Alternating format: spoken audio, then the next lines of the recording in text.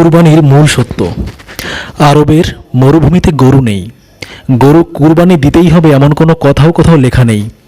কিন্তু ভারতীয় উপমহাদেশের মুসলমানদের বেশিরভাগই গরু কুরবানি দেয়। কিন্তু কেন? আসল কথা হলো, মুসলমানরা গরু কুরবানি দেয় হিন্দুদের উপরে মনস্তাত্ত্বিক ধর্মীয় আঘাত দেওয়ার জন্য। তার কারণ, এটা গোপালের দেশ। রাখাল গোপালদের প্রতি যেমন শ্রদ্ধা ও নিষ্ঠা হিন্দুদের রয়েছে, ঠিক তেমনই গোপালের গরুর প্রতিও রয়েছে। ঋষিরা গরুকে গোধন হিসেবে বলেছে, তার কারণ গরুর শিং থেকে খুর সবই সম্পদের মতো ব্যবহার করা হয়। গোমাতার তত্ত্ব আমি জানি না, তার কারণ আমার জন্মদাত্রী মা এবং গরু এক নয়। আমি কখনোই দুজনের ছবি একসাথে টাঙিয়ে রাখব না। তবে গরুর প্রতি আমার শ্রদ্ধা বা টান রয়েছে, তার কারণ আমি আমার মায়ের দুধের পর সবথেকে বেশি খেয়েছি এই গাভীর দুধ। মুসলমানরাও চাষ করে গরু দিয়ে, গরুর দুধ তারাও খায়, কিন্তু তাও তারা গরুকে কুরবানি দেয়।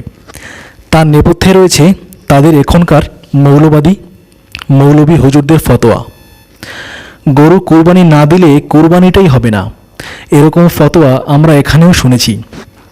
অথচ তাদের যে পীঠস্থান আরব, সেখানে কেউ এরকম কথা বলেনি। প্রাচীন ভারতবর্ষে যখনই বিদেশি মুসলিম শাসকেরা হামলা চালিয়েছে, তার বেশিরভাগই লুটপাট, হত্যা, ধর্ষণের পাশাপাশি বিভিন্ন মন্দির ধ্বংস করে সেখানে গরুর রক্ত ছিটিয়ে তা অপবিত্র করে দেওয়া হয়েছে। তার কারণ, ওরা নিজেদের নয়, তাদের ধর্মীয় সাম্রাজ্যবাদী আগ্রাসন চালিয়েছিল। হিন্দুদের ধর্মীয় ভাবাবেগে আঘাত করতেই তারা যেভাবে গরুর মাধ্যম নিত, ভারতবর্ষের মুসলিমরাও ওই একই পদ্ধতি অবলম্বন করছে। বিভিন্ন সময় আমরা এখনও গরুর শরীরের নানা অংশ দিয়ে আমাদের মন্দির অপবিত্র করতে দেখি। এটি একটি ল্যান্ড জিহাদের প্ল্যান। যেখানে এই রকম ঘটবে, সেখানে হিন্দু তাদের ভয় তো পাবেই এবং এক পর্যায়ে জায়গা জমি ছেড়ে সেখান থেকে পালিয়ে যাবে। বাস্তবিক পক্ষে অনেকটা সেটাই হচ্ছে, কিন্তু সেটার প্রতিরোধ কী করে করতে হবে সেটা জানার হিন্দুদের কোনো আগ্রহই নেই।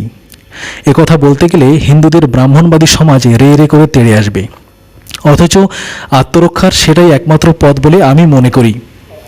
মুসলমানরা যে জিনিসটার প্রতি ঘৃণা করে, সেটা যদি আমরা আমাদের দৈনন্দিন জীবনে প্রিয় করে তুলি, তবে ল্যান্ড জিহাদের প্ল্যান তো অসফল হয়ে যাবেই, আর আমাদের নিজেদের অস্তিত্ব রক্ষাও সম্ভব হবে।